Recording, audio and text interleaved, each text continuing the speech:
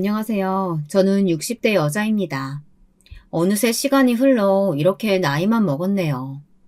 남들은 인생사 세옹지마라고 하지만 저는 그렇게 생각하지 않습니다. 사람 사는 거 다 거기서 거기고 좋은 일이 있으면 나쁜 일도 있을 거라는 말은 제 귀에 태평하게만 들려요. 남들 사는 대로 살 수 있는 것도 타고난 팔자가 좋아야 엇비슷하게라도 살 수 있는 거지. 이게 비슷하게 따라한다고 되는 게 아니더라고요. 제가 어느 정도로 가난했냐면요. 형제가 8명인데 고등학교까지 졸업한 사람이 한 명도 없었어요. 다른 집은 장남이라고 하면 어떻게 해서든 대학까지는 못 보내도 고등학교까지는 다들 보내잖아요. 우리 집은 심지어 제일 큰오빠마저도 고등학교를 중퇴했어요. 저는 큰오빠 바로 밑에 맏딸이에요. 중학교 다니다 그만두고 시내로 나와 봉제 공장에서 일했습니다. 공장에 딸린 단칸방에서 같이 일하는 언니랑 지내면서 거의 식모살이를 하다시피 살았어요. 부모님의 성화에 못 이겨 돈 좀 벌어보겠다고 공장에 들어가기야 했지만 할 줄 아는 거라고는 없는 어린애였으니 일이나 제대로 했겠어요. 손도 느리고 매일 실수투성이다 보니 언니들이며 책임자에게 구박이란 구박은 매일 받았었습니다. 그래도 저는 어떻게든 붙어있겠다고 이것저것 시키는 일은 다 했어요. 언니들 속옷 빨래까지 했습니다. 그 시대에 세탁기가 있었겠어요. 따뜻한 물이 나왔겠어요. 매일 쭈그리고 앉아 찬물에 손을 담그고 빨래를 해대다 보면 손등이 다 까졌습니다.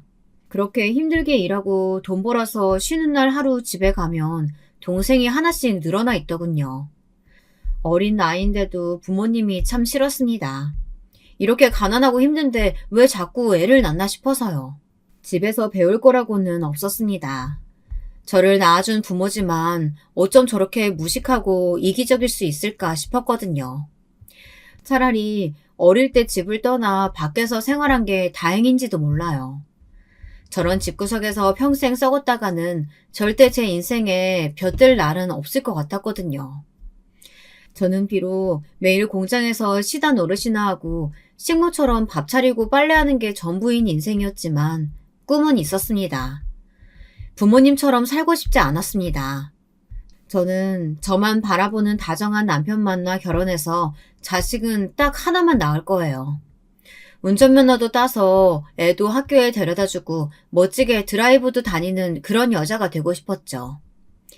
그때까지만 해도 그 정도는 제가 스스로 해낼 수 있을 줄 알았어요. 저는 10년 가까이 여기저기 공장을 돌아다니며 일했습니다. 성인이 될 때까지 버는 족족 집에 가져다 줬지만 20살이 딱 되던 해에 부모님께 선포했어요. 앞으로는 내가 알아서 내 인생 살 테니 더는 제게 인사도 하지 말고 찾지도 말라고 했어요. 당연히 부모님은 난리가 났죠. 하지만 저는 제 뜻을 굽히지 않았습니다. 제 의지는 아주 확고했거든요. 제가 그럴 수밖에 없었던 게 동생들은 다들 고등학교까지 나왔어요. 저와 오빠의 희생은 당연하게 생각하더니만 시대가 변했다면서 동생들은 고등학교까지 보내야 한다더군요. 네, 이해합니다. 하지만 그건 어디까지나 부모가 벌어서 해야 할 일이죠. 제가 구박당하고 무시당하며 힘들게 번 돈을 부모 마음대로 쓰고 있으니 언제부턴가 억울하더군요. 거기다가 툭 치면 저더러 오빠 장가까지 보내야 한다고 말했습니다. 그 말을 듣는데 정이 딱 떨어지더군요. 제가 어머니께 드리는 월급 외에 공장에서 조금씩 생기는 돈이 있었어요. 같이 살던 언니들이 공장에서 만든 옷을 조금씩 빼돌려서 따로 팔았습니다. 당시에 같이 살면서 제가 집안일이란 집안일은 혼자 도맡아 했으니 언니들이 제게도 그 돈을 나눠줬습니다. 사람이라는 게 나쁜 짓도 하다 보면 느는지 언니들이 몰래 가져다 파는 옷 양이 점점 늘더군요. 그 돈이 제법 쏠쏠했어요. 돈을 받으면서 하다 보니 집안일도 할만했고요. 그 돈은 부모님께 가져다 드리지 않았습니다. 제가 따로 몰래 모아뒀습니다. 근데 그걸 어머니가 어떻게 알고는 오빠 결혼할 때 저더러 좀 내놓으라고 하더라고요. 제가 딴 주머니 차고 있는 걸 안다면서요. 그러면서 한다는 말이 그 돈으로 오빠 집을 사주겠대요. 그 순간 제 머릿속에 종이 세게 치는 것 같았습니다. 소리도 들리는 것 같더군요. 지금이라도 빨리 도망가라고요. 저는 부모님께 절연 선언을 해버렸습니다. 부모님과 서로 모진말을 퍼붓고 집을 나온 저는 오히려 홀가분했습니다. 지금부터 저만 생각하면서 자유롭게 살 생각을 하니 걸음이 다 가볍더군요. 완벽하게 혼자가 된 저는 그때부터 완전히 다른 사람처럼 살았습니다. 직장도 옮겼어요. 냄새나고 먼지나 풀풀 날리는 공장에서 더는 일하고 싶지 않았습니다. 재수없는 언니들 챙기는 것도 지쳤고요. 저는 큰 물에서 놀고 싶었습니다. 그래서 아예 서울로 올라왔어요. 봉제 공장에서 일한 경력을 살려 아주 크고 세련된 옷가게에 취직했습니다. 모아놓은 돈으로 아주 작은 새빵을 하나 얻어 살면서 먹고 싶은 거 먹고 사고 싶은 건 다 샀어요. 혼자 사니 정말 좋더군요. 걱정할 것도 없고 챙겨야 할 것도 없으니 정말 자유로웠어요. 데이트도 많이 했습니다. 옷가게에서 항상 예쁘게 꾸미고 일하다 보니 남자들이 알아서 꼬이더군요. 저는 일찍부터 사회생활을 한 덕분에 눈치가 빠르고 수완이 좋았어요. 거기다가 제가 생각보다 남자 꼬시는 기술이 있더라고요. 괜히 순진하게 한두 번 만나다 정들어서 남자 손에 이끌려 식장에 들어가고 싶지는 않았습니다. 실속 있는 남자를 만나고 싶었습니다. 옷가게에 온 남자 손님들과 이런저런 사담을 나누다 보면 대충 느낌이 와요. 어디서 일하는지, 어디 사는지, 차는 있는지 그 정도는요. 제 기준은 간단했습니다. 서울에 사는 중산층 남자만 되면 한 살이라도 더 먹기 전에 무조건 시집을 가야겠다. 이렇게 마음먹었습니다. 그러다 남편을 만났어요. 남편은 제가 생각했던 기준에 딱 맞았습니다. 은행원에다가 서울 한 중심가에 부모님이 집을 가지고 있더라고요. 거기다가 30도 안 된 남자가 승용차도 있었어요. 그 시대에는 중년 남자들도 차 한 대 갖고 있기 힘든 시대였는데 아주 대단한 거였죠. 저는 남편에게 모든 걸 걸었습니다. 이 남자와 결혼하기 위해 열과 성을 다했어요. 다행히도 남편은 평생 성실하게만 살아온 사람이라 쉽게 넘어왔습니다. 하지만 난관이 하나 있었어요. 바로 시부모님이었죠. 있는 집이다 보니 저를 탐탁지 않아 하시더군요. 저는 진작 부모님과 연을 끊고 살았기 때문에 남편에게 고아라고 말했어요. 어릴 때 부모님이 돌아가셔서 혼자 힘으로 힘들게 살았다고요. 그게 은근 남자들한테 먹히더라고요. 그래야 학교도 제대로 못 다닌 게 어느 정도 포장도 되고요. 남편이야 이미 저에게 푹 빠져 있었으니 그런 저를 오히려 더 안쓰러워하며 지켜주고 싶어 했습니다. 하지만 시부모님은 달랐어요. 부모가 죽은 게 네 잘못은 아니다만 그렇다고 중학교도 졸업 못한 건 너무한 거 아니니? 우리 아들은 서울에 있는 4년제까지 졸업했는데. 어머니, 그런 게 다 무슨 소용이에요. 제가 이 사람 많이 아끼고 사랑하는데요. 그 마음이 중요한 거죠. 지금이야 서로 좋아서 어쩔 줄 모른다지만 결혼 생활이라는 게 그렇지가 않아. 아이 낳고 살다 보면 서로 살아온 환경이 다르다는 게 얼마나 맞춰가기 힘든 건데. 어머니, 아버님, 제가 재덕 씨에 비하면 많이 부족한 거 압니다. 그만큼 제가 노력하고 살게요. 공부도 더 하라면 더 하고 시댁에 맞추라면 다 맞추면서 살겠습니다. 저는 남편과 시댁에 가보고 나서 더 욕심이 났어요. 그런 집에는 살면서 처음 가봤거든요. 텔레비전에서나 봤던 전원주택 2층 집이요. 정원까지 있고 집안일 해주는 아줌마까지 있었습니다. 이 남자와 결혼만 하면 제가 어릴 때부터 꿈꿔온 대로 살 수 있을 것 같았어요. 시부모님은 저를 보시고도 여전히 반대하셨지만 남편은 뜻을 굽히지 않았어요. 끝까지 저와 결혼하겠다고 고집을 피웠습니다. 그러다가 남편 나이가 30이 넘어가자 시부모님이 조급해지셨나 봐요. 어쩔 수 없이 결혼을 허락하셨습니다.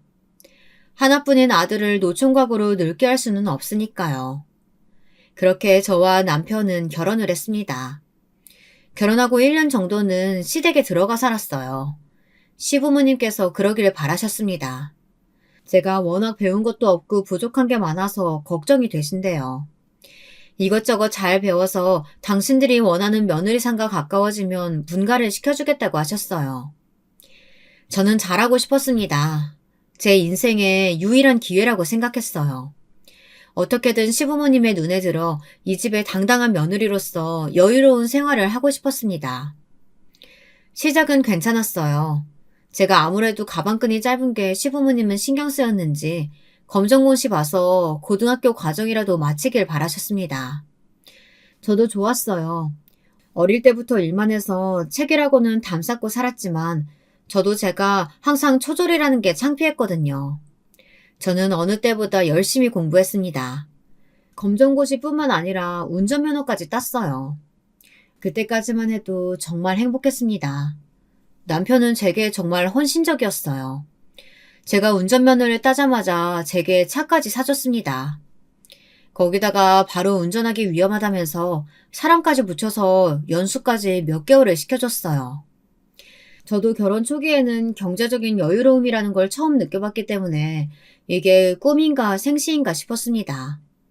그러다 몇 년 살다 보니 이런 생활도 어느새 적응되고 지루하고 밋밋하게 느껴지더라고요.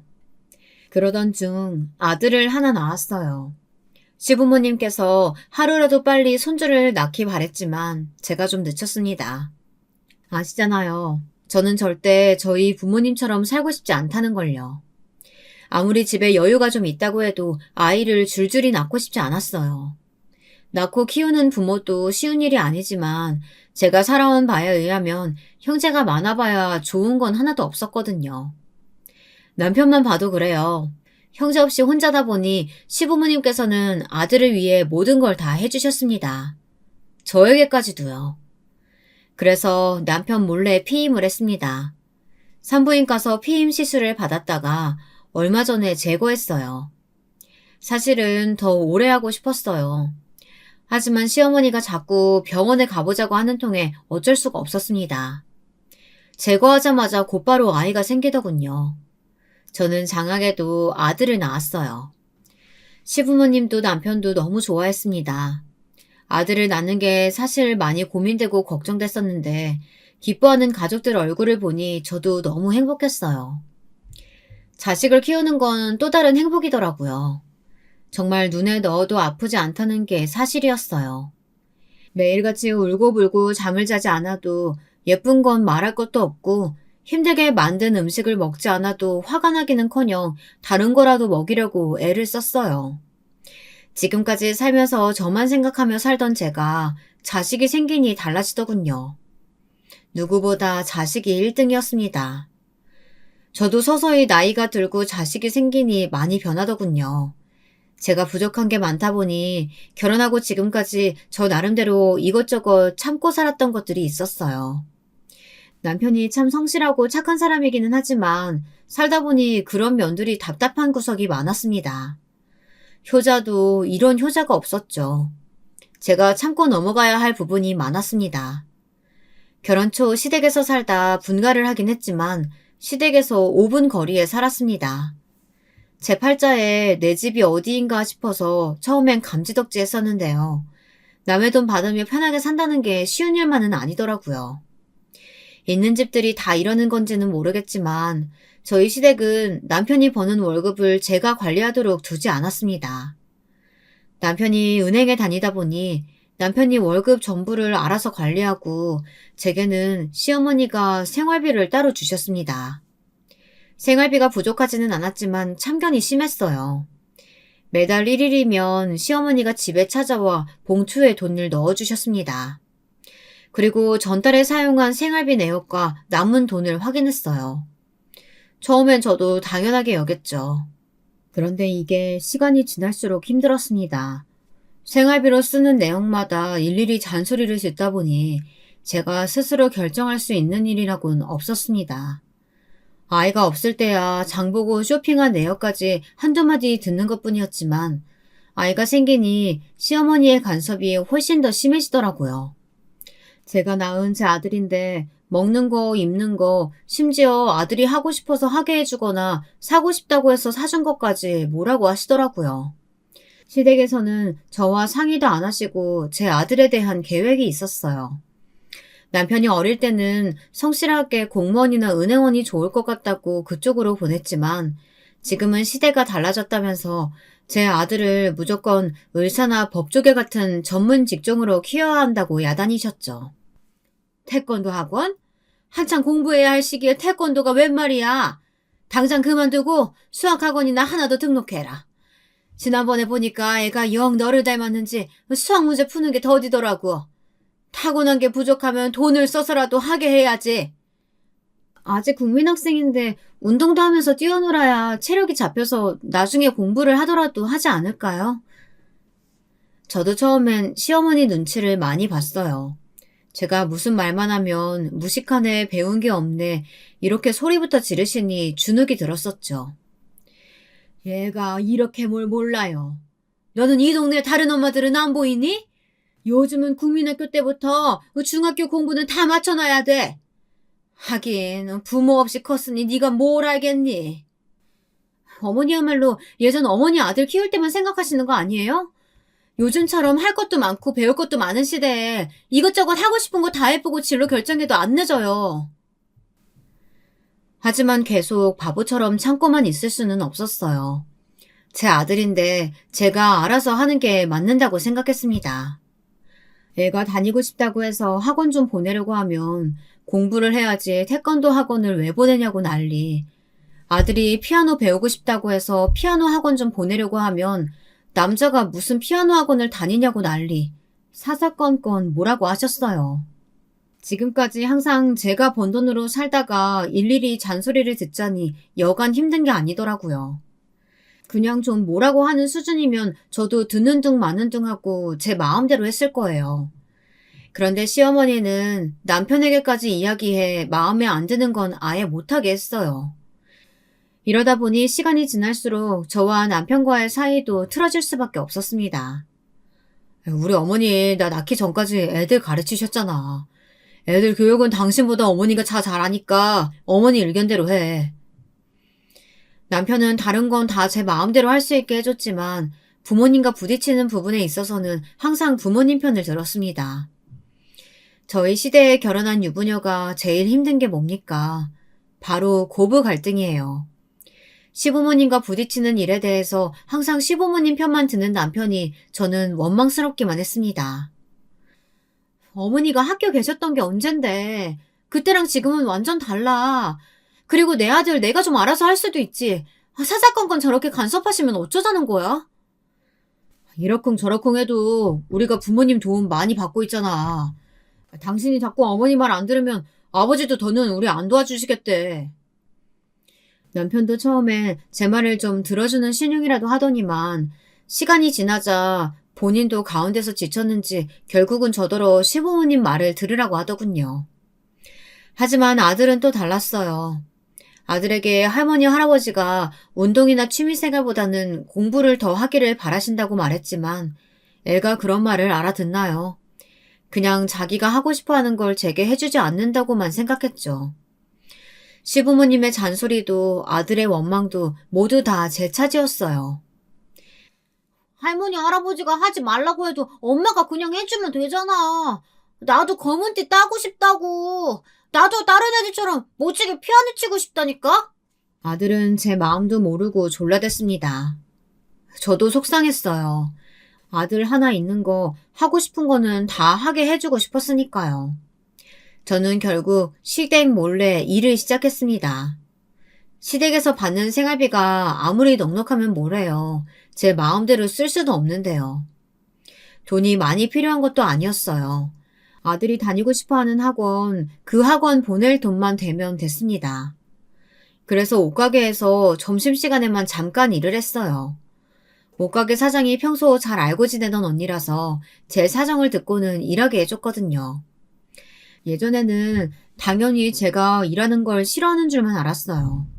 일을 쉬면 생활이 안 됐으니 절대 일을 그만둘 수가 없었으니까요. 그런데 팔자 좋게 생활비 받으며 살다 보니 잠깐 몇 시간 나와 일하는 게 너무 좋더군요. 집에 있을 때는 매일 만나는 사람이라고는 해봐야 시부모님이랑 남편밖에 없잖아요. 거기다가 시부모님은 저를 볼 때마다 무시하고 존중해주지도 않으셨어요. 그렇다고 제 속에 있는 이야기를 남편에게 할 수도 없었죠. 그러다 보니 남편과 대화도 줄었고요. 해봐야 재미없는 남편 회사 이야기만 주야장천 듣는 거였어요. 하지만 가게에서는 달랐습니다. 일하는 동안은 이 사람 저 사람 만나 재미있는 이야기도 나누고 돈도 벌고 일석이조였어요. 이제야 숨통이 좀 트이는 것 같았습니다. 그래서 알았어요. 제가 일을 해야 하는 사람이라는 걸 말이죠. 겉으로 보기엔 너무 좋죠. 착한 남편과 능력 있는 시부모님. 남들이 복에 겨웠다고 손가락질해도 사실 할 말은 없었습니다. 결혼 전에는 어떻게든 안정적인 가정을 꿈꿨으니까요. 저도 가게를 하나 하고 싶었습니다. 이제는 가난한 집딸도 아니고 봉제 공장에 다니는 공순이도 아니니 가게 하나 정도는 차릴 수 있지 않을까 이런 희망이 있었습니다. 남편에게 잘 이야기하면 들어주지 않을까 싶어서요. 그런데 남편 반응이 제가 생각한 반응이 아니었습니다. 좀 고지식하고 융통성은 없어도 착한 사람이라 제가 원하면 당연히 들어줄 줄 알았는데 굉장히 부정적으로 생각하더라고요. 내가 은행에서 제일 많이 하는 일이 뭔지 알아? 자영업자들 대출해주는 거야. 일반 월급쟁이보단 돈도 못 벌면서 사장이랍시고 여기저기 돈 빌려서 메꾸기만 바쁘다고. 자기가 몰라서 그렇지. 나 전에 옷가게에서 일할 때 얼마나 잘 팔았는데 단골도 많았어. 아들 학원비 벌겠다고 가게에서 일하는 거야 남편이 전혀 모르고 있었으니 제가 얼마나 옷가게에서 일을 잘하는지 이야기할 수는 없었지만 제가 옷가게 하나만 하면 잘할 수 있다는 뜻을 강력하게 내비쳤습니다. 하지만 남편은 끝까지 저를 믿어주지 않았어요. 나 아는 언니가 하는 옷가게 있잖아. 내가 생각만 있으면 언니가 한번 맡아서 해보라고 했는데 그거 내가 해보면 안 돼? 나 정말 잘할 자신 있어. 안 그래도 제가 가게 일을 잘 봐주다 보니 사장 언니가 제가 생각이 있으면 가게를 하나 맡아서 해보는 건 어떠냐고 말했거든요. 저는 당연히 솔깃했죠. 지금까지 아들 키우고 시부모님께 잘했으니 저도 이 정도는 요구할 수 있다고 생각했습니다. 누가 당신한테 헛바람 넣었나 했더니만 그 아는 언니라는 사람이었구나. 당신이 몰라서 그러는데 옷가게가 장사 잘 되는 거라면 사장이 왜 남한테 넘기려고 하겠어. 자기가 하겠지. 그 가게 넘기고 언니는 다른 데다가 하나 더 차리려고 하는 거라니까. 그 언니 그 가게 하면서 돈 많이 벌었어. 당신이 돈이 뭐가 필요하다 그래. 나 돈 잘 벌지. 시부모님이 아예 집에서 놀라고 알아서 생활비까지 주시는데 뭐가 더 필요하다고 그래. 괜한 죄 버려서 부모님 눈밖에 나지 말고 얌전하게 애나 잘 키워. 그게 당신이 할 일이야. 남자라는 게 원래 결혼하면 변한다는 거 저도 잘 압니다. 하지만 남편까지 저를 이렇게 무시할 줄은 몰랐어요. 언제는 제 부모가 되어주겠다고 하더니만 몇 년 새에 말이 싹 바뀌었더군요. 저더러 내조나 잘하면서 시부모님 비위나 잘 맞추라네요. 저도 모르겠습니다.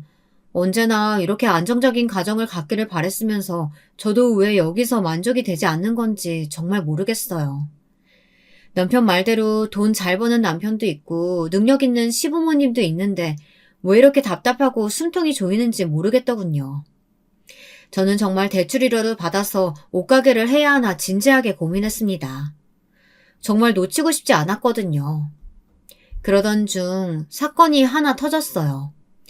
옷가게는커녕 이제 아예 파트타임으로 나가는 것도 나갈 수 없게 되었습니다. 글쎄, 저희 부모님이 다 돌아가셨다는 거짓말이 들통나고 말았어요. 핏줄이라는 게 원래 끊겠다고 끊어지는 게 아닌가 봐요. 글쎄, 어떻게 알고 저희 큰오빠가 집에 찾아왔더라고요. 제가 예전에 다니던 공장에 아는 친구가 하나 있었는데요. 제 결혼식에도 왔었더군요. 오빠가 용케 그 친구를 알아내 제가 사는 집까지 알아냈더군요. 친정 어머니가 몇 년 전부터 투병 중이셨는데 돌아가실 때가 되셨대요. 내가 부모 형제 다 버리고 결혼하고 나왔을 때 이런 거 생각 안 하고 나왔는 줄 알아?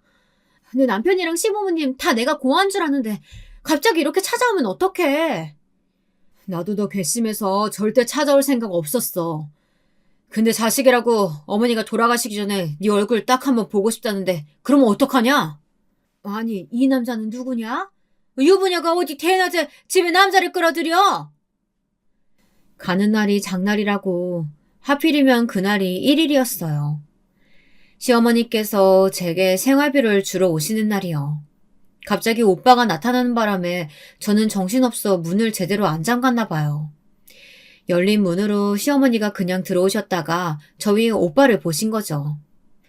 오빠는 시어머니가 오해하신 것 같아 불이 나게 설명했어요. 제 오빠라고요. 그 말에 시어머니는 더 놀라신 거죠. 제가 부모도 없고 형제도 없는 줄 알았는데 뜬금없이 오빠라니요.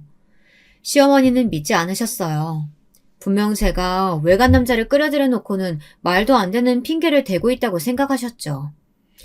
그날 밤 남편까지 집에 오고 나서야 오해는 풀렸습니다. 오빠가 남편과 이런저런 지난 이야기를 나누고 나서야 남편도 믿었었거든요. 그리고 저도 사실대로 이야기했습니다. 20살 때 부모님과 절연하고 나와 거짓말을 한 거라고요. 그러자 남편도 시어머니도 표정이 확 바뀌었어요.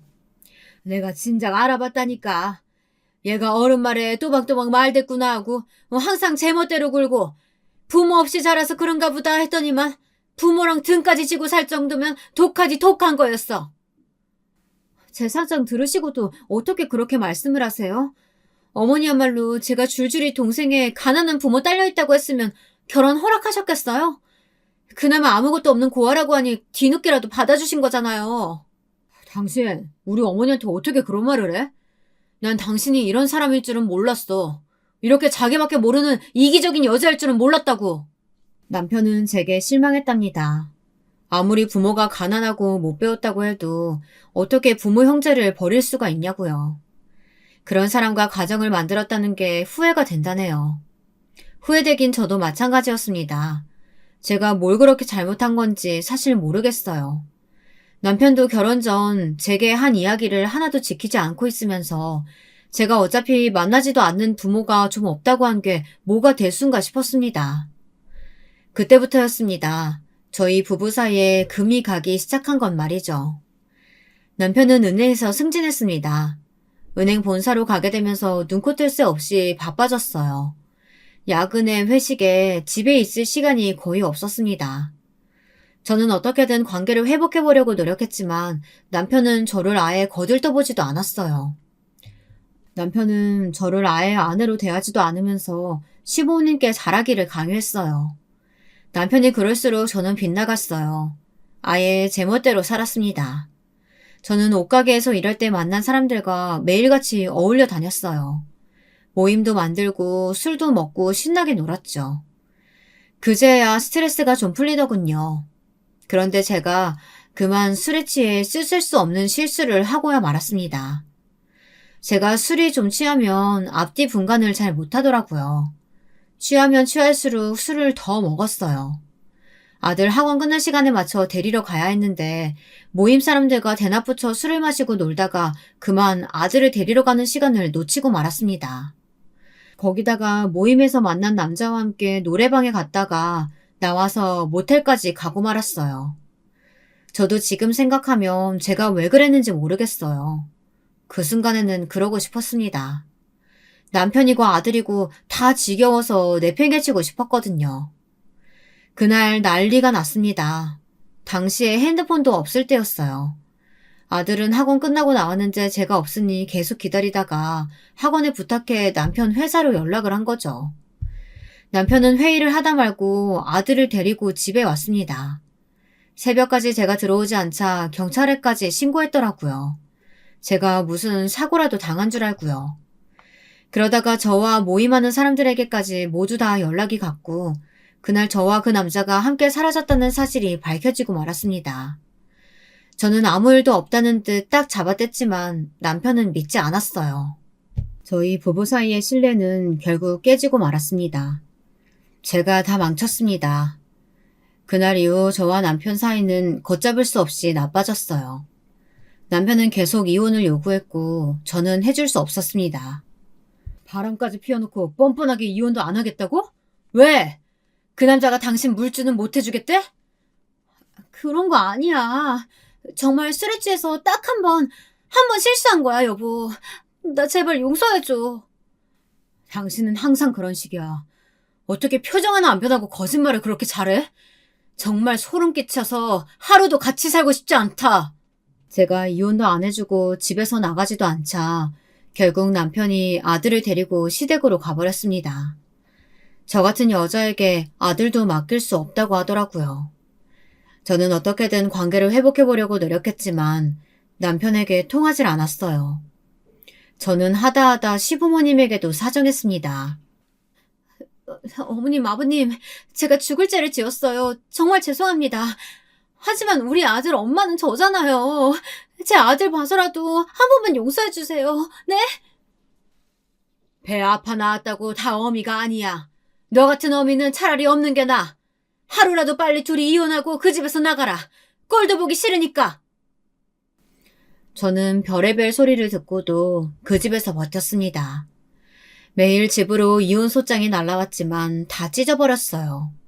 제 잘못을 모르는 건 아니었지만 한 번의 실수로 모든 걸 다 잃을 수는 없었습니다. 그런데 얼마 뒤 이상한 소리가 들렸어요. 남편에게 여자가 있다더군요. 남편이 얼마 전부터 웬 여자랑 제 아들이랑 식당에서 밥도 먹고 쇼핑도 한대요. 저는 어이가 없어서 시댁으로 쳐들어갔습니다. 그런데 이 말이 사실이었어요. 웬 여자가 시댁 거실에 다소곳이 앉아있더라고요. 제 아들을 옆에 앉히고요. 저는 순간 이상이 날아가 그대로 그 여자의 머리끄덩이를 잡았습니다. 그러자 시부모님도 남편도 저를 잡아 여자에게서 떼어놓더군요. 저는 어떻게 이럴 수 있느냐고 아직 제가 버젓이 있는데 뭐하는 짓이냐고 소리를 질렀어요. 그러자 남편은 아주 메모찬 얼굴로 저를 쏘아보았습니다. 당신 아들 어미 없는 애로 키우고 싶어? 지금이라도 이혼하고 떠나. 그러면 위자료라도 몇 푼 챙겨줄 테니까. 그딴 거 필요 없어. 당신이야말로 저 여자 뭔데? 도대체 저런 여우 같은 년은 어디서 데려왔냐고! 알고 보니 그 여자는 남편과 아주 오래전부터 알던 여자더라고요. 미국에 유학까지 갔다 온 여자래요. 저와는 근본부터가 다른 여자였죠. 그런 여자가 애딸린 유부남 뭐가 좋다고 들러붙었나 했더니만 미국에 유학 가기 전 남편과 한번 맞선을 봤었대요.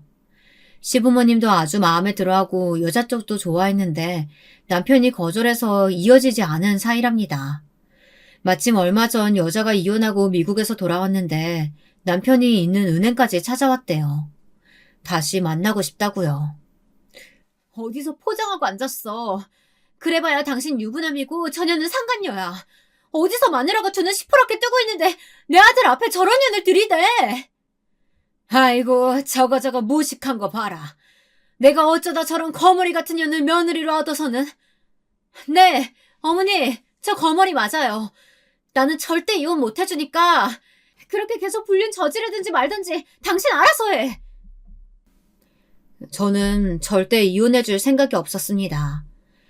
그날 이후 시어머니며 시아버지까지 매일같이 찾아와 제 아들 생각해서라도 이혼을 해달라고 했지만 해줄 수 없었어요. 제가 어떻게 키운 아들인데 엄한 년한테 뺏길 수는 없었습니다. 내가 너 처음 봤을 때부터 마음에 안 들었어. 어떻게 해서든 너랑 결혼한 건 말렸어야 했는데 결국은 네가 내 아들 인생 망치는구나. 어머니 됐어요. 저런 여자랑 상대할 필요도 없어요. 당신이 이혼해주든 말든 상관없어. 어차피 당신이랑 나는 지금처럼 떨어져서 남녀으로 살면 되니까. 바람 피운 주제에 어디서 큰 소리야? 너랑 나는 남남이어도 상관없지만 내 아들 못 줘. 내 아들 내놔! 하나밖에 없는 자식 새끼 내팽개치고 바람 피우다 걸린 게 어디서 아들을 내놔라 말아야. 네 얼굴 다신 보고 싶지 않으니까 다신 내 앞에 나타나지 마. 저는 어떻게든 아들이라도 데리고 나오려고 난리를 쳤지만 제가 무슨 힘이 있겠어요. 남편이랑 시부모님이랑 작정하고 저를 내쫓았는데요. 제가 살던 집도 저 모르게 팔아버려서 하루아침에 갈 데도 없었습니다. 지금 당장 이혼 서류에 도장만 찍으면 위자료라도 주겠다는데 남편 하는 짓이 괘씸해서 저는 절대 이혼해주고 싶지 않았습니다.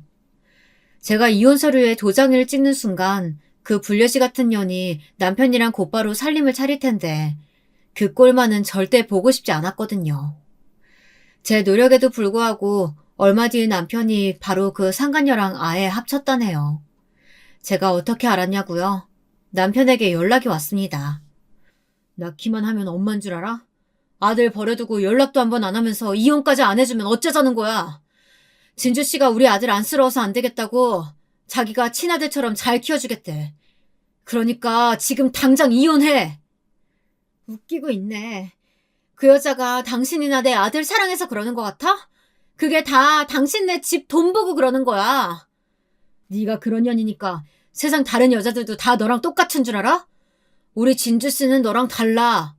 너보다 우리 아들한테 훨씬 더 좋은 엄마 되어줄 거라고. 그깟 상간녀가 뭐가 대단하다고. 남편은 우리 진주씨 아주 노래를 부르더군요.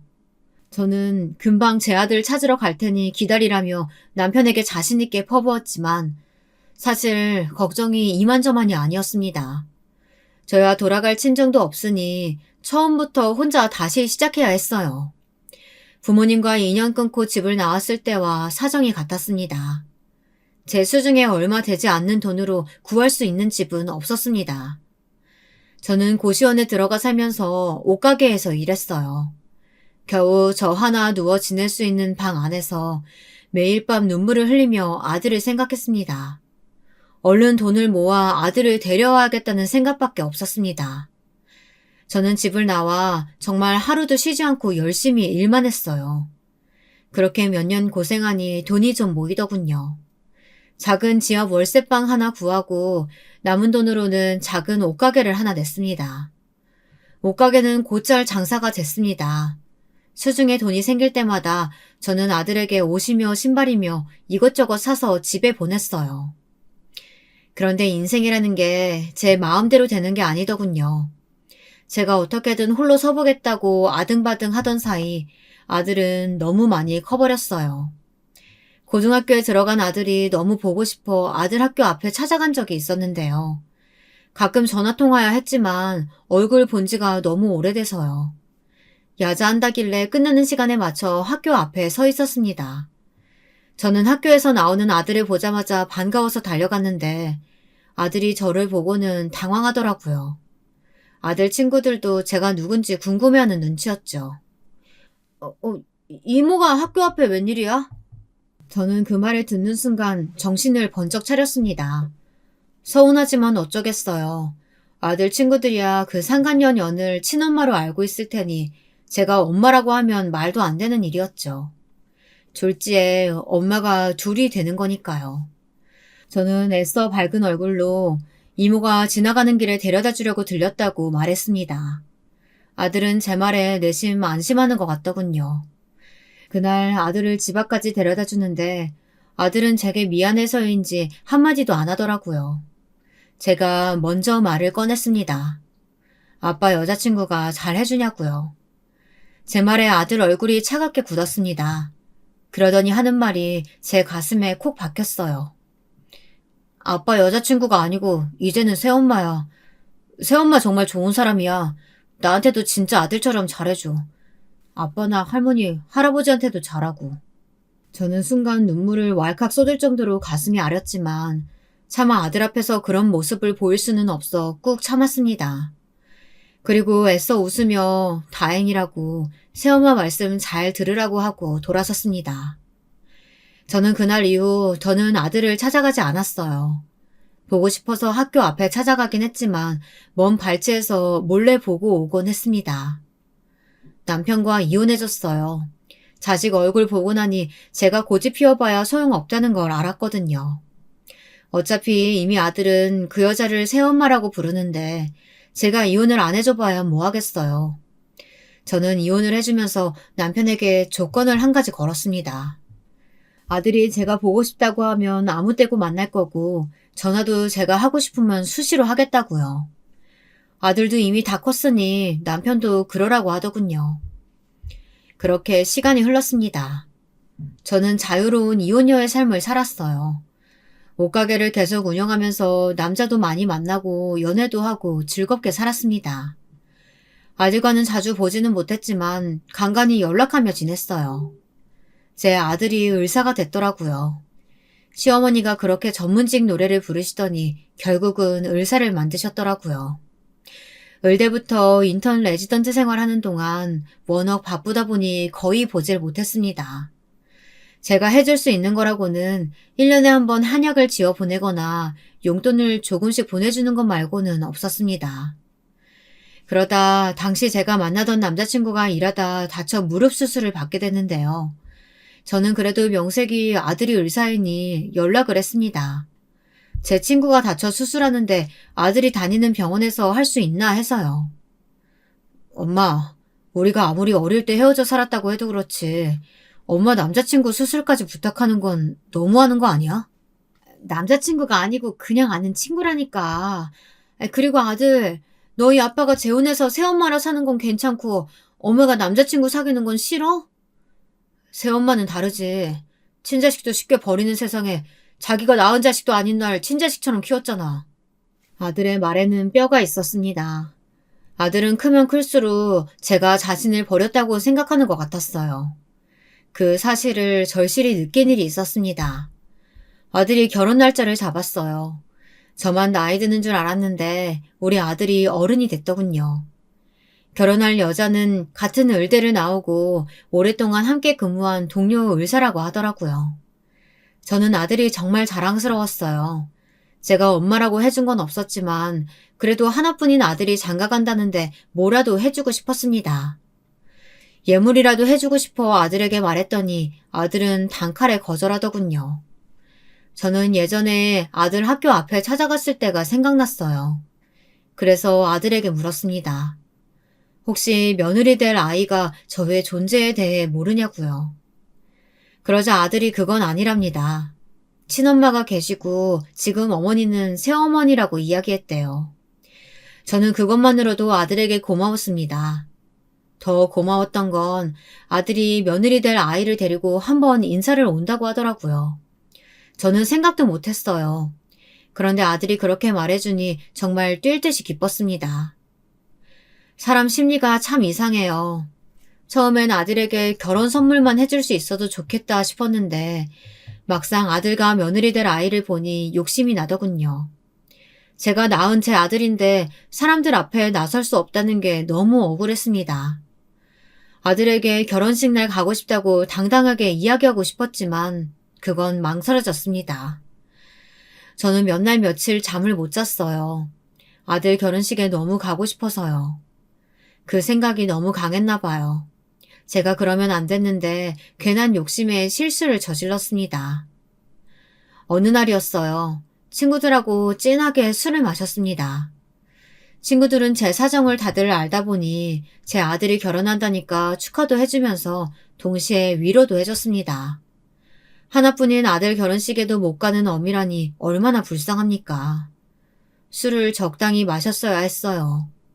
속상한 마음 반, 기쁜 마음 반 섞인 탓에 조절하지 못하고 술을 너무 많이 마셔서 진탕 취해버렸습니다.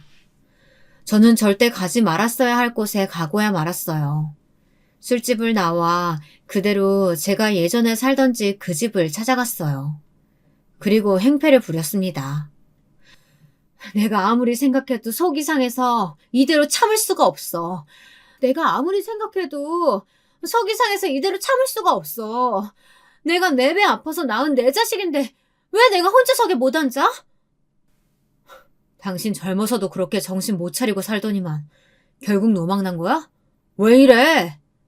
뭐, 노망? 당신이야말로 나한테 이러면 안 되지.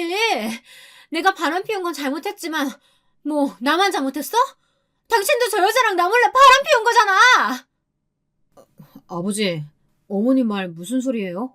어머니가 바람 피워서 이혼한 거 아니었어요? 아버지도 바람 피운 거예요? 내가 이럴 줄 알았다. 시작은 내가 했지만 너희 아빠도 나랑 똑같아. 마누라가 잠깐 한눈 좀 팔았다고 자기도 똑같이 바람 피웠다니까? 그 상간녀가 바로 네 새엄마야. 불쌍해서 아들 좀 만나게 해줬더니 이 옆에 내가 어디서 고마운 줄 모르고 헛소리를 짓거려. 아들, 너희 엄마 말 듣지 마. 내가 말했지? 너희 엄마 입에서 나오는 소리 다 거짓말이라고. 물론 제가 남편에게 거짓말을 안 하고 살았던 건 아니지만 아들에게는 아니었습니다. 아들에게는 진실만을 다 이야기했어요. 저는 다른 걸 다 떠나 아들 결혼식에만 참석하게 해달라고 빌었습니다. 제가 아무리 잘못한 게 있었어도 아들 친엄마라는 사실이 바뀌는 건 아니니까요. 남편 말 따위는 상관없었습니다. 아들의 생각이 중요했어요. 저는 아들에게 다시 한번 물었습니다. 엄마가 네 결혼식에 가면 안 되느냐고요. 아들은 잠시 고민하는 것 같더니만 재수없는 상간녀 그녀 얼굴을 바라보더군요. 착한 제 아들이 아무래도 지금까지 키워준 저 여자가 마음에 걸리나 보더군요. 엄마 마음 모르는 건 아니지만 나도 새어머니가 내 혼주석에 앉는 게 맞다고 생각해. 엄마가 나를 낳아주기야 했지만 지금의 나를 있게 한 건 새어머니야. 저는 하마터면 그 자리에 주저앉을 뻔했습니다. 너무 서러워서요. 순간 저는 분노가 치밀었습니다. 이대로 물러서기엔 배알이 꼴려서 안 되겠더군요. 그런데 남편은 저를 쫓아냈습니다. 미친 여자가 늙어서까지 따라다닌다고 소리까지 치면서요. 그날은 어쩔 수 없이 또 쫓겨났지만 도저히 속이 뒤집혀서 가만히 있을 수가 없더군요. 저는 복수하기 위해 아들의 결혼식장에 갔습니다. 소주를 한 병 비우고 미리 준비해둔 예쁜 한복을 차려입었어요. 결혼식이 시작되고 양가 어머니가 화촉 점화를 하려던 순간 저는 무대 위로 뛰어 올라갔어요. 웃기고들 있네. 내가 신랑 엄마거든? 저는 신랑 어머니 자리에 서 있는 그 상간녀년을 무대 위에서 밀어버렸습니다. 그러자 남편이 놀라서 뛰쳐나와 제게 소리를 지르더군요. 미쳤냐고요. 그래, 미쳤다. 완전히 미친 김에 내가 한 가지 더 알려줄까? 네 아들이 진짜 네 아들 같아? 웃기지 마. 내 아들이랑 너는 피 한 방울도 안 섞였어. 제 말 한마디에 결혼식장 안은 순식간에 정적이 흘렀습니다. 저도 제가 왜 그랬는지 모르겠습니다. 저도 모르게 지금까지 가슴속에 꽁꽁 숨겨 있었던 울분이 터지고야 말았어요. 사실 확실한 건 아니에요. 하지만 아예 틀린 소리가 아닐지도 모릅니다. 엄마, 그게 무슨 소리야? 내가 아버지 아들이 아니라는 소리야? 이 미친 옆에 내가 노망이 난 게 맞네. 맞아! 사실 제가 바람 피운 건 그때 한 번뿐이 아닙니다. 결혼하고 몇 년 되지 않아 운전 연수를 배우던 중에 제게 운전을 가르쳐줬던 선생님과도 부적절한 관계를 이어갔어요. 남편이 착하고 성실하기야 했지만 저는 남편과 사는 게 재미가 없었습니다. 저는 자꾸만 주변의 다른 남자들에게 눈길이 갔어요. 그때 그 남자를 만나면서 피임 시술도 받았던 겁니다. 그러다가 중간에 피임기구를 제거하고 나서 바로 임신이 된 거예요. 임신 사실을 알았을 때 누구에게도 말할 수 없어 혼자 끙끙 앓았습니다. 남편의 자식이 아니면 어쩌나 싶어서요. 그런데 하늘은 제 편이었습니다. 다행히 당시 만났던 불륜남이 남편과 같은 혈액형이었어요. 그래서 아들을 낳고 나서 특별히 의심받을 만한 일이 없었습니다. 저도 마음속으로는 불안하면서도 굳게 믿어버렸어요. 아들은 남편의 아들이라고요. 그런데 가슴속에 알게 모르게 그 불안이 남겨져 있었나 봐요. 술기운과 남편에 대한 복수심으로 하지 않아도 될 말을 하고야 말았습니다. 저는 나쁜 엄마였어요. 제가 받은 상처를 되돌려 주겠다고 제 자식 가슴에 피멍을 들게 만들었습니다. 그 순간 아들과 눈이 마주쳤는데 그 눈빛이 지금까지도 잊히질 않네요. 원망과 수치심으로 뒤덮여 있었죠. 저는 그 사고를 쳐놓고 도망치듯 뛰쳐나왔습니다. 그 이후로 아들에게 연락할 수가 없었어요. 연락이 오지도 않았고요. 저는 자책했습니다. 그런데 얼마 뒤 남편에게 메시지 한 통이 도착했어요. 유전자 검사를 한 결과서였습니다. 그놈의 입에서 나오는 소리는 다 거짓말이야. 내 아들이 이제는 다시는 당신이랑 만나지 않겠대. 아들은 남편의 아들이 맞았습니다. 저는 제 분을 이기지 못하고 제 무덤을 제가 파고 말았어요. 저는 그날 이후 아들에게 연락도 하지 않고 얼굴을 보러 가지도 못했습니다. 제가 아무리 파렴치한이라도 일말의 양심은 있으니까요. 그날 이후 저는 어떻게 지내나고요? 매일매일을 후회하며 치욕스럽게 살고 있습니다. 지난날의 저를 반성하면서요. 저는 정말이지 우아하게 살고 싶었습니다. 그런데 인생이라는 게 참 뜻대로 되지 않네요. 아등바등 사람처럼 살아보겠다고 발버둥 치는 사이 이렇게 처절하게 볼품없는 팔자가 되어버렸어요. 여러분들은 저처럼 후회하지 않는 삶을 사시기 바랍니다. 지금까지 바보 같은 저의 긴긴 인생 이야기 들어주셔서 정말 감사합니다.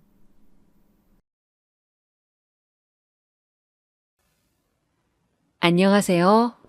저는 곧 마흔을 앞둔 30대 후반의 돌싱녀입니다. 저에게는 어린이집을 다니는 사랑스러운 딸이 하나 있습니다. 오늘은 저의 인생에서 가장 로맨틱했고 또 위험했던 순간에 대해 이야기를 해보고자 합니다. 많은 분들의 사연을 듣다가 용기를 내어 털어놓는 이야기이니 미숙한 글솜씨더라도 양해 부탁드릴게요. 먼저 제가 어떻게 이혼녀가 되었는지부터 말씀드려야겠죠. 저는 서울은 아니지만 제2의 도시라고 불리는 큰 도시에서 자랐습니다. 아버지는 회사를 다니시고 어머니는 가정주부셨던 저희 집은 형편이 넉넉하지는 않았지만 그렇다고 많이 가난한 것도 아니어서 남들 다니는 피아노 학원, 주산학원, 서예학원 등을 다니면서 평범한 학창시절을 보냈습니다.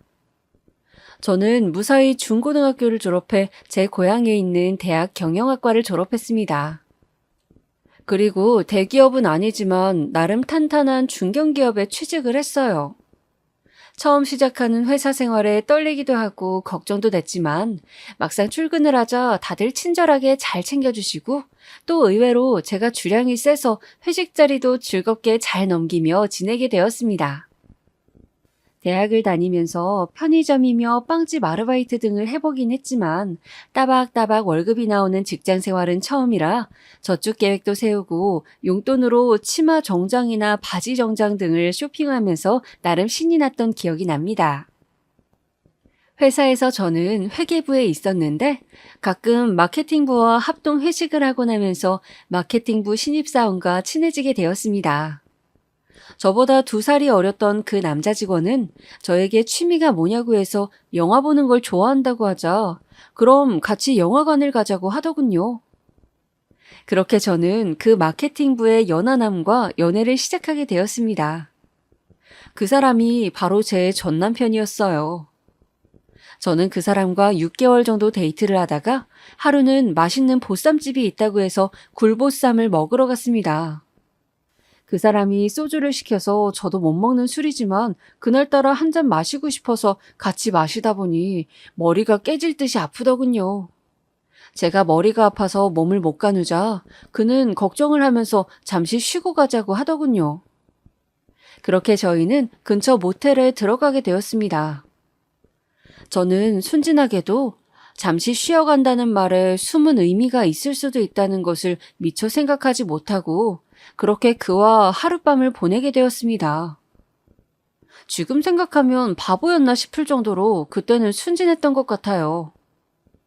그렇게 밤을 보내고 다음날 눈을 떴을 땐 그 사람이 제 곁에 옷을 거의 입지 않고 누워있는데 눈앞이 아찔했습니다. 물론 사귀는 사이이긴 했지만 그래도 너무 경솔했던 것은 아닐까. 이대로 이 사람이 나를 모른 척하면 어쩌지 하는 생각이 들더군요. 그렇지만 그 사람은 곧 잠에서 깨서는 저에게 같이 콩나물 해장국을 먹으러 가자고 하면서 제가 더 좋아졌다고 했어요. 그렇게 저는 제 생애 첫 연애를 회사 동료와 하면서 사랑을 키워갔습니다. 그런데 그와 그렇게 밤을 보내고 얼마쯤 지났을 때 갑자기 속이 답답하고 머리가 어지러운 것을 느꼈습니다. 어쩐지 몸이 처지는 것 같기도 하고 기운도 없고요. 그러고 보니 이번 달 생리를 건너뛰었다는 게 번뜩 생각이 나더군요. 등에서 식은땀이 흘렀습니다. 깜짝 놀라서 근처 약국으로 뛰어가 임신 테스트기를 해보니 아니나 다를까 2줄이었습니다.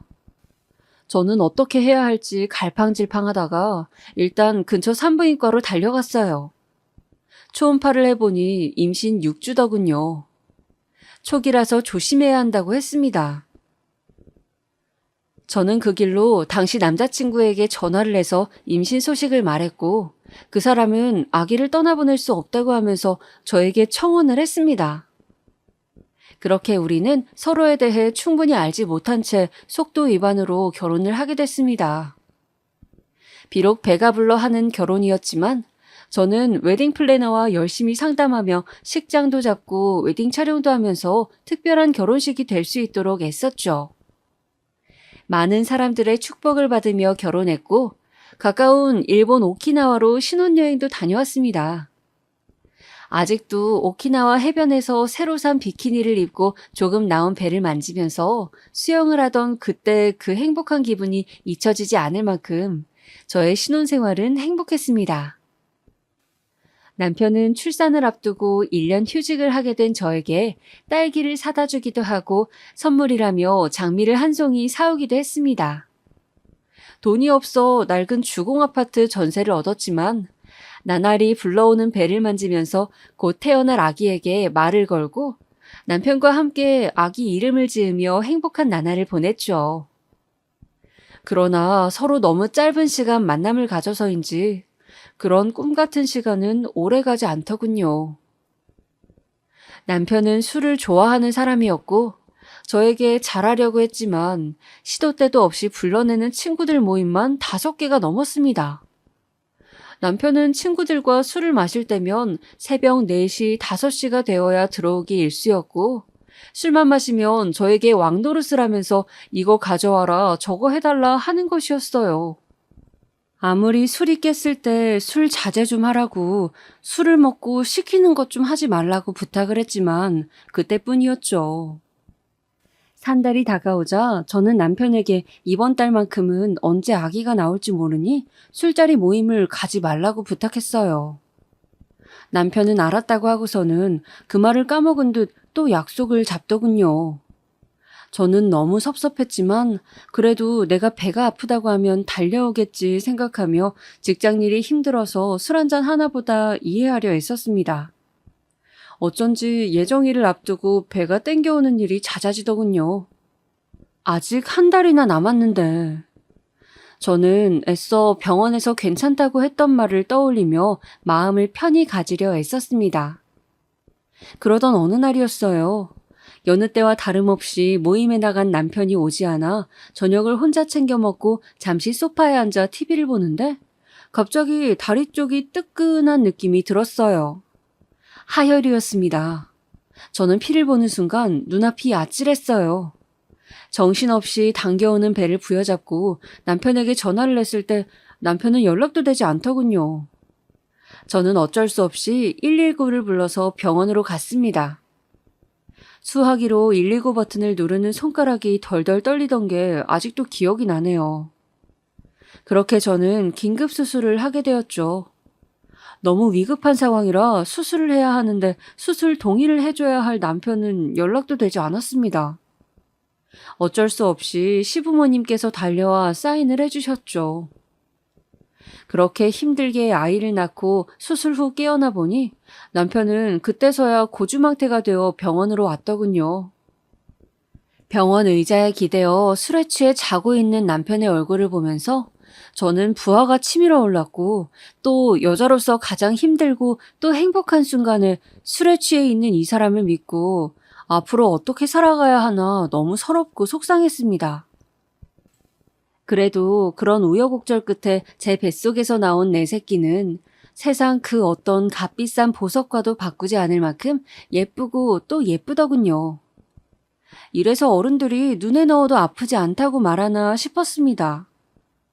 그렇게 병원에 며칠, 조리원에 며칠 산후조리를 하고 집으로 아기를 데리고 돌아와서 그 후로 저의 독박 육아가 시작되었습니다.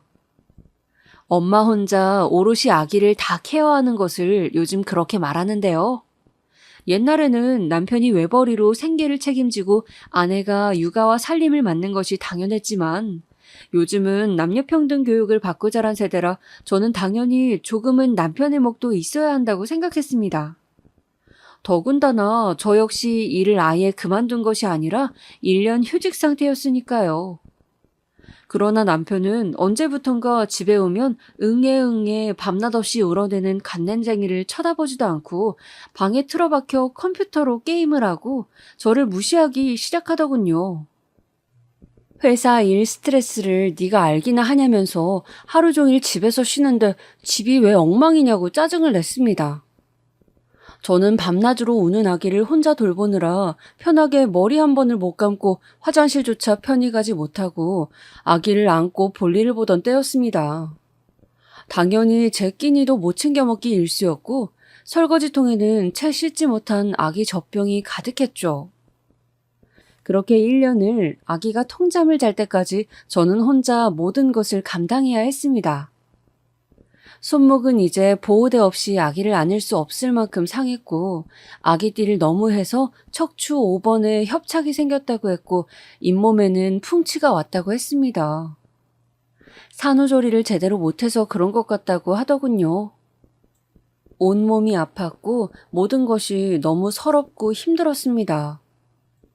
가끔 친정엄마가 들여다보러 오시면 저는 동네 카페에서 커피를 한 잔 시키며 겨우 한숨 돌리곤 했죠. 한 번은 머리도 감지 못하고 갑자기 생긴 자유시간에 미용실을 갔더니 미용사가 그러더군요. 머리 안 감고 이렇게 지저분하게 다니시냐고요. 딱 봐도 미혼의 젊은 미용사 아가씨더군요.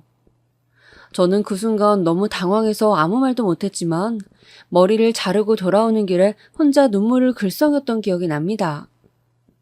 머리를 못 감는 애엄마 사정을 몰라주는 게 서러워서요.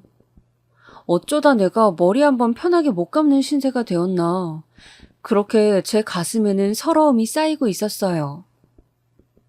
남편은 연애 때는 같이 노는 죽이 맞아 즐겁고 좋았던 사람인데 결혼 후 의무가 늘어나자 조금이라도 본인 힘든 일이나 희생은 절대 하지 않으려는 사람이라는 게 너무 정이 떨어지더군요. 시댁에서는 막내라 그렇다고 감싸기만 하고요. 그러다 결정적인 사건이 터졌습니다. 저희가 새로 전셋집을 옮겨서 집들이 겸 남편 친구들이 왔던 날이에요. 저는 아기 때문에 피곤해서 일찍 아기를 재우러 방에 누웠다가 아기가 겨우 잠들자 오랜만에 맥주나 한잔 해야겠다 싶어 다시 거실로 나가려던 참이었어요. 야야, 너 그때 걸렸냐? 뭐? 언제? 왜 그때 말이야. 아기 태어나던 날 우리 같이 노래방 갔었잖아. 아, 그날 진짜 물이 죽였는데, 그치? 당신, 그게 지금 무슨 말이야? 내가 애 낳던 날 노래방을 갔던 거였어? 아, 여보, 아니야, 그게 아니라. 저는 당황하며 말을 더듬는 남편과 그 친구들의 얼굴을 보고 정말 사지가 벌벌 떨린다는 것이 어떤 느낌인지 알겠더군요. 분노가 치밀어 올랐습니다. 제가 갑작스러운 하혈로 쓰러져 수술 동의를 해줄 사람이 없어 시부모님이 달려오시고 남편은 오리무중이었던 그날, 남편은 축구팀 동호회 친구들과 고깃집을 갔다가 2차로 포장마차를 가서 술을 많이 먹었다고, 회사에서 승진한 형이 있어 기분 좋아서 그렇게 마시다 보니 배터리가 나간 것도 몰랐다고 했었습니다. 그런데 사실은 노래방에서 도우미들을 불러 놀았던 거였어요. 저는 남편이 술과 친구만 좋아한다고 생각했지 여자가 있는 그런 곳에 간다고는 감히 상상도 못했기에 갑자기 남편이 사람같이 안 보이더군요. 어떻게 자기 새끼 품은 아내가 아파서 남편을 찾을 때 폰까지 꺼놓고 여자들과 유흥을 즐길 수 있을까요? 정말로 사람에게 깊은 실망을 한다는 것이 이런 것이구나. 저는 철저하게 깨달았습니다. 인간으로서 하지 말아야 할 짓을 남편이 저에게 한 것이었죠. 그 후로 저는 아기가 너무 어리기에 그날 일을 잊으려 애쓰며 남편과 잘 지내보려 했지만 너무 실망을 해서 그런지 말 한마디가 곱게 안 나가고 남편의 모든 것이 짜증나고 보기가 싫었습니다. 계속 짜증을 내고 시비조로 구는 저를 남편은 이해하지 못했고 급기야 남자가 노래방 중 간 걸 가지고 왜 난리를 부리냐고 적반하장으로 나오더군요. 그러다가 도저히 같이 못 살겠다고 먼저 이혼을 요구하더군요. 본인이 이혼당할 상황인데 자기 잘났다고 펄펄 뛰는 꼴을 보니 정말 어이가 없었습니다. 물론 저 역시 좋은 낯으로 밝은 미래를 꿈꾸며 남편과 더는 살 자신이 없었어요. 그렇게 감정의 골이 깊어진 저희 부부는 합의 이혼을 하게 됐습니다. 아이가 어리고 제가 회사를 다니고 있는 상태였기에 양육권, 친권은 제가 가져왔습니다. 졸지에 저는 돌이 다 된 아기를 둔 돌싱이 되었죠. 그전에는 주변 지인 중 누군가 결혼 몇 년 만에 아기를 데리고 이혼했다더라. 그런 소리를 들으면 저도 그랬습니다. 어지간하면 좀 참지. 아기도 있는데 이혼해서 어떻게 사나? 남자들 사고 치는 게 한두 번이냐라고 말이죠. 그런데 제가 겪어보니 도저히 얼굴만 봐도 화가 치밀고 정이 떨어지는 사람하고는 하루도 더 살 수 없더군요. 그저 하루를 살더라도 마음 편히 아기와 행복하게 살고 싶은 마음뿐이었어요. 그리고 다행히 저에게는 복직할 회사가 있었으니까 먹고 살 문제도 해결 가능했죠. 그러나 사내 커플이었기에 이혼 후 복직을 하니 저를 바라보는 사내 시선이 곱지 않았습니다. 이상하게도 잘못한 건 제가 아닌데 모든 시선은 저를 향하고 저의 모든 행동이 이슈가 되더군요. 남편이 회사 내에 친한 직원들이 많아서 그런 것 같았습니다. 저는 버텨보려고 했지만 녹록지 않았어요. 저는 결국 이직을 했습니다. 다행히 예전 같이 일하던 사수가 소개한 회사에서 저를 스카우트해줬죠. 병행 수입 업체로 여러 가지 아이템을 병행 수입하고 중국 청도로 가서 물건을 떼오는 그리 크진 않지만 매년 흑자를 기록하는 내실 있는 회사였습니다. 제가 일에 매달릴수록 회사에서 제 업무의 비중은 더 커져갔습니다. 필사적으로 열심히 일한 덕에 제법 인정을 받게 됐죠. 이제 중국 청도에 가서 중요한 물건을 픽업해 올 때 대표님은 저를 대동하시곤 했어요. 제 조언이 물건 고를 때 도움이 된다고요. 그렇게 여느 때처럼 청도행 비행기에 몸을 싣고 출장에서 돌아오는 비행기 아니었습니다. 그날따라 출장에서 돌아오는 것은 저 혼자였어요. 대표님이 급한 일정이 있으시다고 먼저 한국으로 가셨고 저는 나머지 일들을 마무리하고 혼자 한국으로 향하고 있었습니다. 그런데 자리에 앉아 노트북으로 마무리 지을 잔업이 있었는데 분명히 챙겨온 줄 알았던 노트북 보조 충전기가 아무리 찾아도 없었습니다. 빨리 작업해야 하는 보고서가 있는데 큰일이었어요. 많이 당황한 나머지 허둥대는 저에게 갑자기 어떤 목소리가 들리더군요. 제 거 쓰실래요? 핸드폰하고 충전잭이 같죠? 고개를 들어보니 옆자리에 앉아있던 남자분이었습니다. 일 때문에 정신이 없어 의식하지 않고 있었는데 배터리를 빌리며 보니 180cm가 다 되어 보이는 건장한 근육질 체형에 쌍꺼풀이 없는 눈이 매력적인 분이었습니다. 저는 어쩐지 그 남자가 자꾸 신경이 쓰이고 호감이 가더군요. 그래도 어차피 말을 걸거나 연락처를 물을 용기는 없어서 그냥 보조 배터리로 노트북에 급한 업무를 마친 후 조용히 고맙다는 말을 전하며 속을 아쉬움을 삼켰습니다.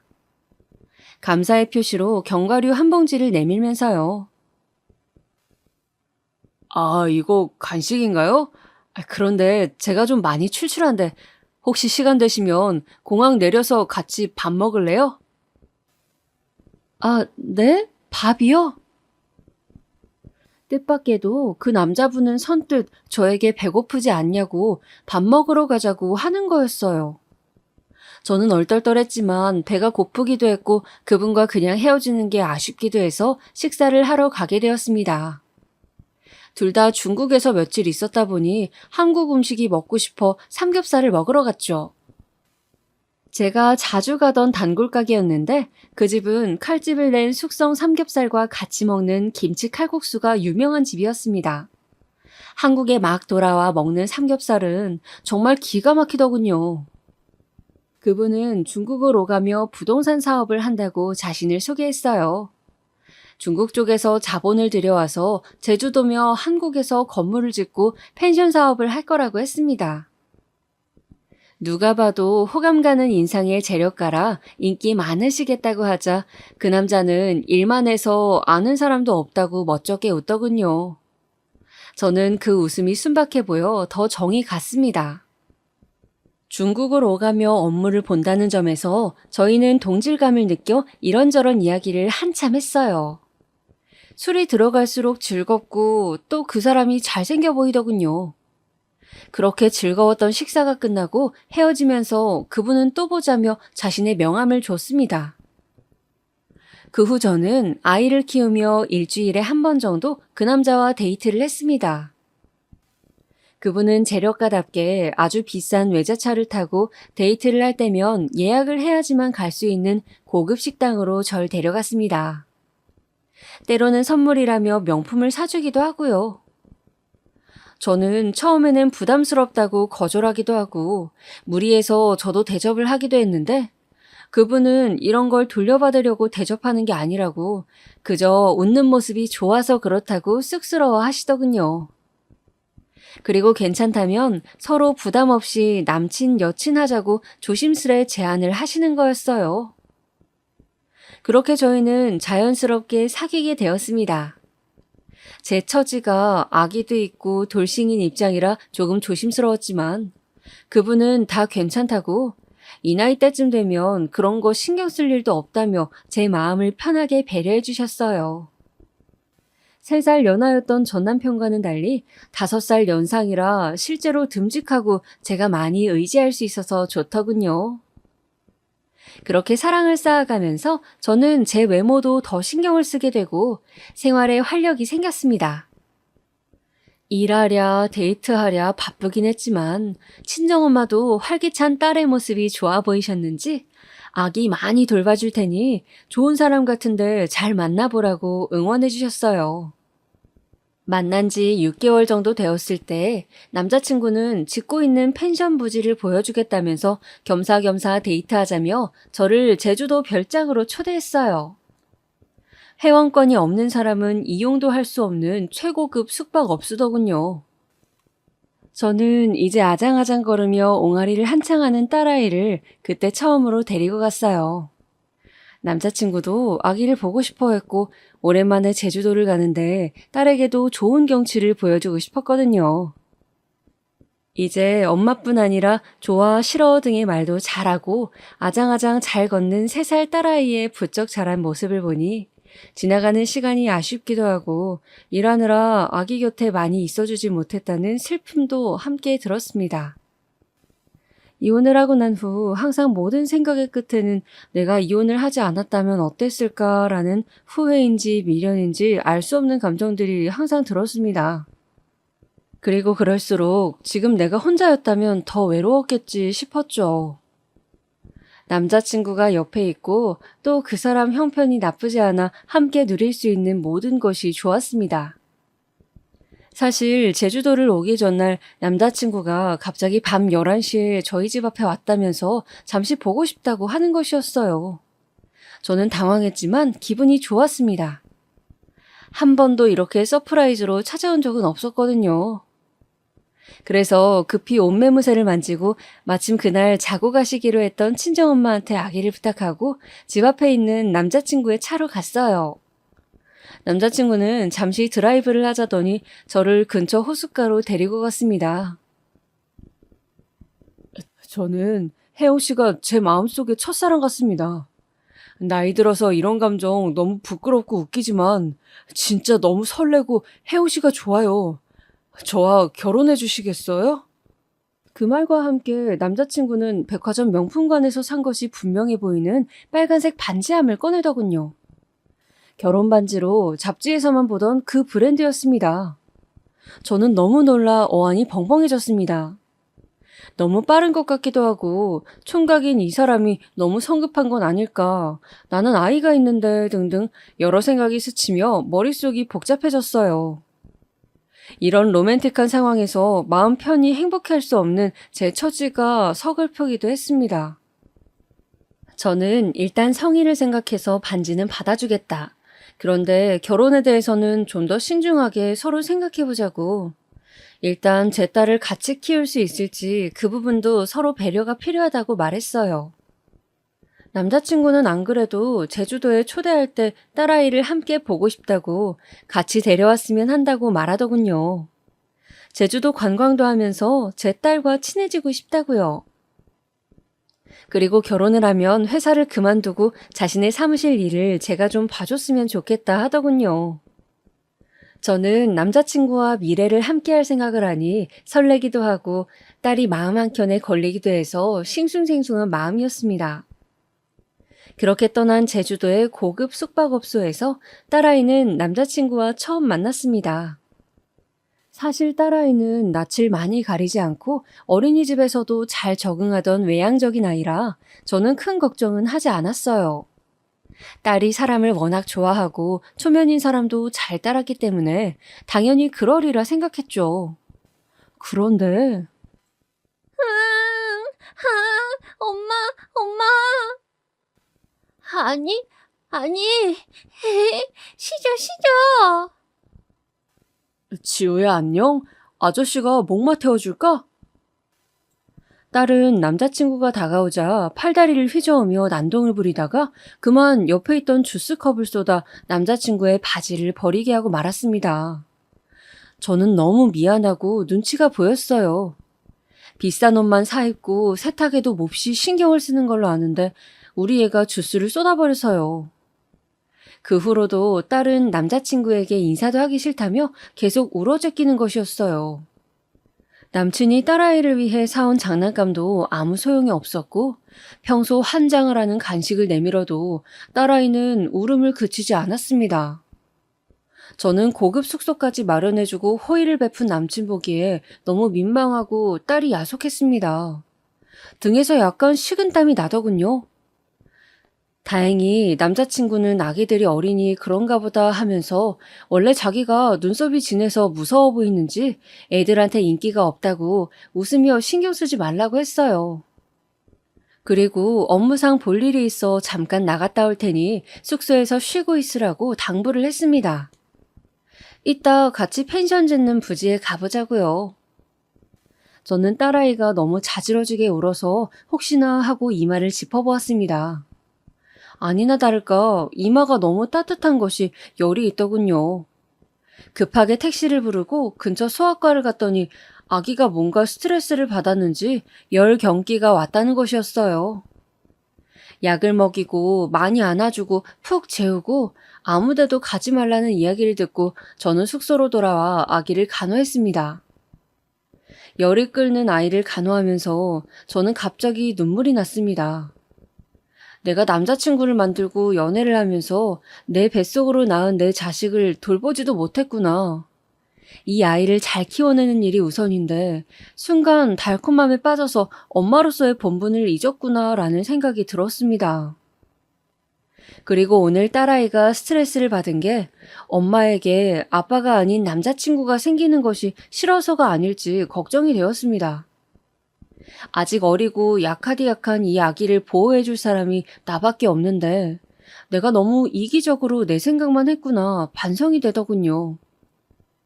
지금은 재혼을 생각할 때가 아니라 내 딸을 더 챙길 때라는 마음이 아픈 아이를 보고 있자니 확고해지더군요. 뭔가 울고 있는 딸을 보는데 내 눈에 씌어져 있던 콩깍지가 확 벗겨지는 느낌이었습니다. 그래서 볼일을 마치고 돌아온 남자친구에게 말했습니다. 당분간은 연애만 하고 싶다고, 내가 잠시 당신이 너무 좋아서 엄마라는 본분을 잊었다고, 아기에게 좀 더 신경 써주고 서서히 아기가 우리 관계를 받아들일 수 있게 하는 게 좋겠다고요. 남자친구는 미묘한 표정으로 제 말을 듣더니 하는 수 없다는 듯 자신이 좀 더 기다리겠다고 하더군요. 그러면서 지금 약을 먹고 딸아이가 잠들었으니 룸서비스로 와인과 스테이크를 시켜 못다한 데이트를 하자고 했습니다. 그렇게 우리는 딸아이 때문에 외출하지 못한 아쉬움을 달래며 고급 와인과 입에 살살 녹는 한우 스테이크를 씹으며 즐겁게 대화를 나눴습니다. 그런데 한참 신나게 대화를 나누고 있는데 남친이 급한 전화를 받더니 뭔가 문제가 생겼는지 언성을 높이며 짜증을 내는 거였어요. 아니, 김 실장, 일 처리를 왜 이렇게 해? 내가 저번에도 이러지 말라고 했잖아. 그래, 무슨 방법이 없겠어? 언제까지라고? 알았어. 일단 내가 알아볼게. 그러고는 전화를 끊더니 아무 말도 없이 긴 한숨을 내쉬면서 그저 와인만 들이켰습니다. 저는 걱정이 되어 도대체 무슨 일이냐고 물어봤죠. 혹시 뭐 도울 일이 없냐는 말과 함께요. 한참을 말을 할까 말까 망설이던 남친은 마침내 이야기를 시작했습니다. 회사에 급하게 자금을 조달할 일이 있는데 지금 중국 정부에서 외국어로 돈을 붙이는 것에 제한을 둬서 돈이 묶여서 한 달 정도 융통할 1억 정도가 부족하다는 거였죠. 그러면서 넌지시 저에게 혹시 돈이 없냐고 묻는 것이었어요. 저는 갑자기 돈 이야기가 나와서 당황했지만 이 사람이 그동안 나에게 보인 마음이 있는데 어떻게든 도와주고 싶어서 제가 융통할 수 있는 돈은 현실적으로 1,000만 원 정도인데 그 정도 돈이라면 도움이 되겠냐고 물었습니다. 남친은 비상 상황이라 1, 2천이라도 좋으니 당장 좀 돌려달라 하더군요. 남자친구 본인 돈도 묶여 있는데 정 안 되면 그거라도 깨야겠다고 하면서요. 전 부동산 일을 하는 사람이 생각보다 융통할 자금이 없는 것이 좀 이상했지만 뭐 1,000만 원 정도는 그동안 저에게 선물 공세했던 명품 선물들 가격 정도 되는 돈인지라 비상금으로 가지고 있던 1,000만 원을 내일 집으로 돌아가면 붙여주기로 했습니다. 남친이 많이 급한지 인터넷 뱅킹이나 폰뱅킹은 안 되냐고 했지만 제가 게으른 탓에 공인인증서 갱신 기간이 지나 은행으로 방문해야지 이체가 가능했거든요. 그렇게 저는 둘러보기로 한 펜션 공사 현장에도 가보지 못하고 종일 아기 간호만 하다가 그냥 다음날 비행기를 타고 남친보다 먼저 집으로 돌아왔습니다. 모처럼 제주도 여행이었는데 남자친구도 무척 아쉬워했지만 아이가 아팠으니 별 수 없었죠. 간신히 아픈 딸아이를 데리고 집으로 돌아오니 손주가 아프다는 소식에 걱정이 된 저희 친정엄마가 집으로 와 계셨습니다. 집으로 돌아와 은행에 간다고 나서려고 하니 엄마가 나가는 김에 백화점 좀 다녀오라고 하셨어요. 엄마는 다음 주에 동창회에 갈 건데 마땅한 가방이 없다며 남자친구가 선물했던 가방을 내보이며 이거 딸아이가 끌고 다니며 놀다가 가방 가죽 모서리가 끼었다고 AS 받는 게 좋겠다고 하셨습니다. 저는 은행 가는 길에 들르겠다고 하고 집을 나섰죠. 은행 가는 길에 백화점이 있어 먼저 들러서 가방 브랜드 매장을 찾아 AS 접수를 했습니다. 평소 명품을 즐겨 쓰지 않는 저이기에 으리으리한 매장이 좀 기가 죽기도 하고 어쩐지 어색해서 쇼핑하는 사람들과 물건을 구경하며 엉거주춤 서 있는데 곧 있으면 접수가 끝난다고 기다리라던 직원이 당황한 얼굴빛으로 매장 총괄 책임자를 데리고 오더군요. 그러더니 그 매장 매니저라는 사람이 저를 보면서 고객님, 이 가방은 죄송하게도 저희 브랜드 제품이 아닙니다. 라고 말하는 거였어요. 저는 너무 당황해서 그게 무슨 말이냐고 했는데 직원은 앵무새처럼 저희 본사 제품이 아니니 AS가 안 된다고 하는 것이었어요. 제가 그럼 가품이라는 말이냐고 따져 물었더니 처음 저를 응대한 직원이 살짝 고개를 끄덕였습니다. 저는 안 그래도 익숙지 않은 명품 매장에 기가 죽었는데 물건이 가품이라는 소리를 듣자 무시를 당한 기분이 들어 화가 나더군요. 당장 그 길로 고객 서비스 센터에 가서 직원들의 응대 태도에 실망했다고 클레임을 걸고 가품 여부를 정확히 확인하려면 어디로 가야 하냐고 물어서 명품 감정하는 곳을 찾아갔습니다. 중국에서 부동산 사업을 하는 제 남자친구가 가품을 사서 저에게 선물했다니 말도 안 되는 일이었어요. 바로 전화를 돌려 찾아간 명품 감정하는 곳의 감정사분은 가방을 이리저리 살피시더니 이 가방은 정교하게 잘 만들어진 S급이긴 하지만 이미테이션이라고 하더군요. 저는 너무 놀라 확실한 거냐고 따졌습니다. 그럴 리가 없다고 말씀드렸죠. 감정사분은 선물 받고 오시는 분들 중 가품이 덜어 있는데 가방을 잘 보시면 바느질 마무리 부분이나 로고 염색 등이 정품과 미묘하게 다르고 가죽의 결이 정품과 다르다고 했습니다. 저는 너무 놀라 마침 손가락에 끼고 있던 반지도 빼서 감정을 부탁드렸어요. 감정사분은 반지를 돋보기로 세밀히 살펴보더니 시리얼 넘버의 숫자나 각인이 정교하지 못하고 이 브랜드는 로즈골드 색상이라도 사실상 옐로우 골드와 별 차이가 없는데 이 반지는 너무 로즈골드빛이 강하다며 역시 가품이라고 판정했습니다. 저는 다리에 힘이 풀려서 명품 감정하는 곳을 나와 한참을 길에 앉아 있었어요. 뭐가 뭔지 알 수가 없었습니다. 남자친구가 그동안 보여준 재력으로 볼 때 가품을 살 리가 절대 없는 사람이었는데 머리부터 발끝까지 소위 명품이라고 하는 브랜드를 걸치고 다니는 사람인데 다들 가품이라고 하니 혼란스러웠습니다.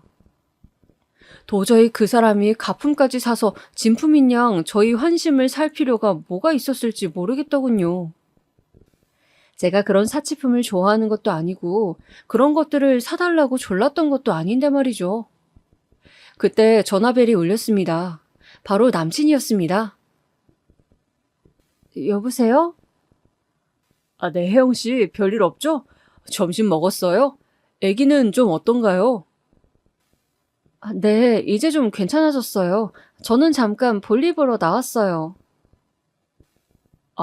그런데 혜영 씨, 혹시 오늘 안에 1,000만 원 좀 보내줄 수 있을까요? 말하기 참 민망하긴 한데 한 2주 정도면 중국에서 돈 넘어올 거예요. 네네. 지금 은행으로 가고 있어요. 돈 붙이고 연락할게요. 그런데 전에 사준 토드백 있잖아요. 그거 백화점 AS 되는 거예요? 그 가방은 갑자기 왜요? 딸아이가 모서리를 긁어서 수리 맡기려고요. 그게 내가 홍콩에서 산 거라 국내에서는 AS 안 될 거예요. 비싼 것도 아닌데 그냥 편하게 써요. 내가 다음에 더 예쁜 거 사줄게요. 저는 남친의 대답에 당황한 나머지 알겠다고 지금 돈을 붙이겠다고 말하곤 전화를 끊었습니다. 그리고는 그 브랜드 매장에 전화해서 다시 물어봤어요. 매장에서는 우리는 글로벌 브랜드라 시리얼 넘버가 있기 때문에 설령 홍콩에서 샀더라도 정품이 확실하다면 당연히 AS는 가능하다고 하더군요. 저는 뭔가 쎄한 느낌이 들었습니다. 가품을 선물해서 환심을 사고 심지어 내가 솔직히 물어봤음에도 홍콩에서 사서 안 된다는 거짓말을 하다니요. 뭔가 이상하다는 생각에 저는 그 후로 남친의 연락을 받지 않았죠. 그런데 남친 역시 제가 하루 이틀 전화와 문자, 카톡을 피하자 거짓말처럼 연락을 끊어버리는 것이었어요.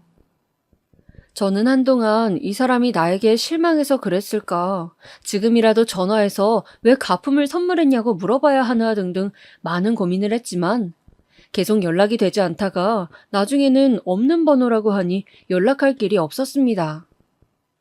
그러고 보니 남친에 대해 제가 아는 것은 처음 만났을 때 받은 명함과 전화번호뿐이었어요. 정확한 집조차 알지 못했죠. 그런 상태로 저는 몇 달이라는 시간을 마음의 상처와 허무함을 안고 지냈습니다. 도무지 사랑이란 존재를 믿을 수가 없더군요.